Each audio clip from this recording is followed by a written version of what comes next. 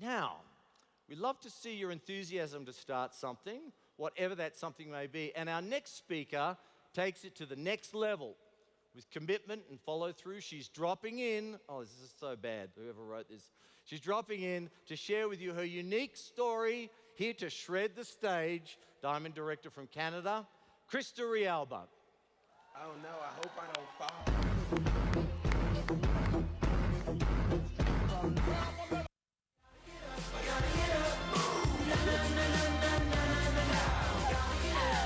Oh my gosh, hello everyone. Thank you so much for having me. I still can't believe I'm up here right now. What an honor it is to be here with you today. From my very first convention 14 years ago, I dreamt about speaking on this main stage. But in all that time, whenever I meditated on this moment, I gotta say, I never once envisioned myself wearing skateboard shoes. By the way, David wanted me to roll in on my skateboard, and I was totally down. But then compliance called, and they had some notes.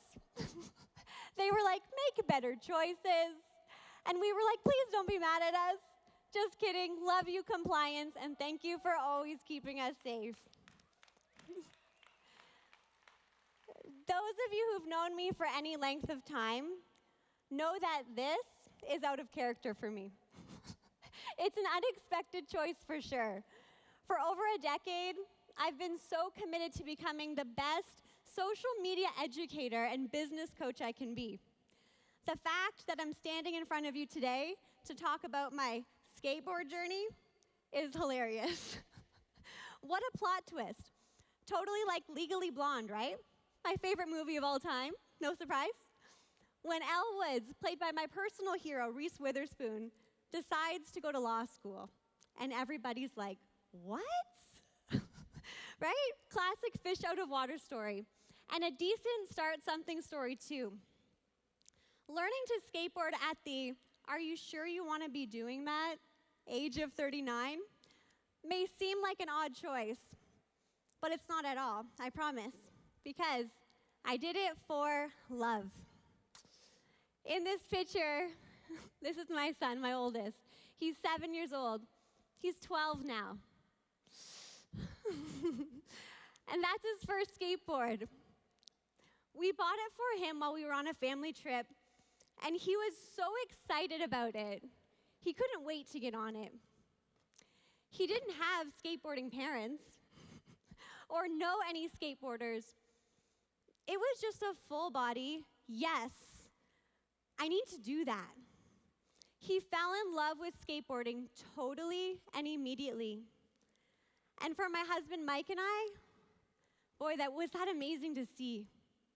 Not just because of the love he obviously had for it, but the determination he had to overcome the fear. The fear that comes with skateboarding, especially at the beginning, or any new experience, really. Do you guys know the fear I'm talking about? It's the fear of falling, right? I was so proud to see him. So proud to see him, and just so blown away by this. I was so inspired that one day I just decided to join him. Why not, right? We all need a motivating force to start, especially if it's outside of our comfort zone. And once you have that thought, that full body yes, the best thing you can do is to act as quickly as possible, because the body can't tell the difference between fear and excitement. Did you guys know that? The body can't tell the difference between fear and excitement. The brain decides which way to run, towards it or away. So my strategy was simple. Move toward my goal as quickly as possible before my brain had a chance to get in the way. For a new skateboarder, the first true test of that resolve is the drop-in, okay, the drop-in. Up to this point, it's about finding your stance, getting your bearings, but that's at ground level. and probably near a patch of grass. Learning to drop in, you guys see me there? Learning to drop in. You find yourself renegotiating the terms of your relationship with gravity. Have you guys ever done that? After you fall hard the first time, you realize something. Gravity is not on your side. My first time standing on the edge, you guys, knees wobbling. I felt, honest to goodness, fear like I've never felt before.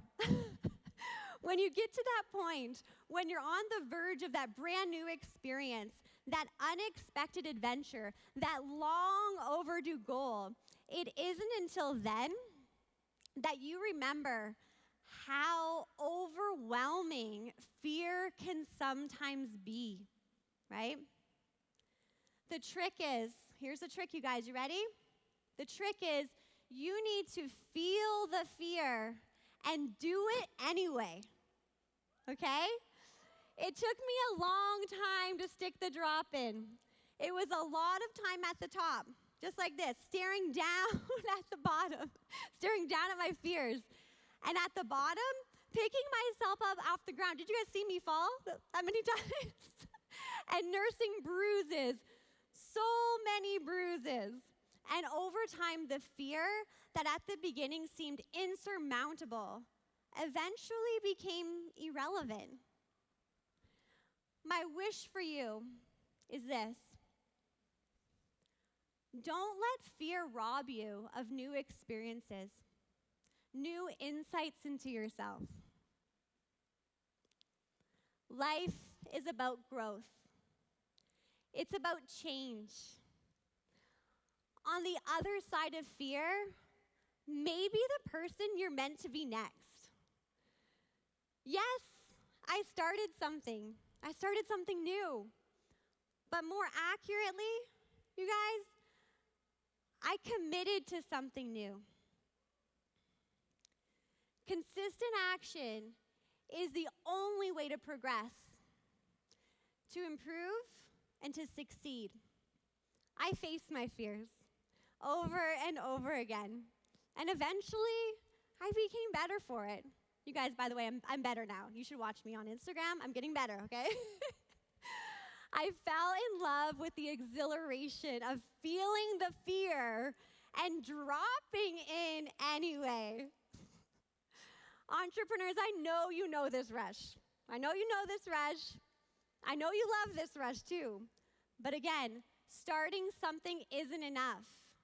You have to show up and do the work. So how did I move through those days when it didn't feel so much fun, right? Through action. By skating even when I didn't want to. I'm going to say it again, you guys, just so you really let it soak in. Starting something isn't enough. You have to show up and do the work. Do you guys got this? Okay? Just like starting a business doesn't make you successful in business, staying the course does. And choosing to do the work, even if you're a little battered and bruised, choose it. And you may just be surprised. Who you become and where you land may be far more beautiful than you could have ever planned yourself.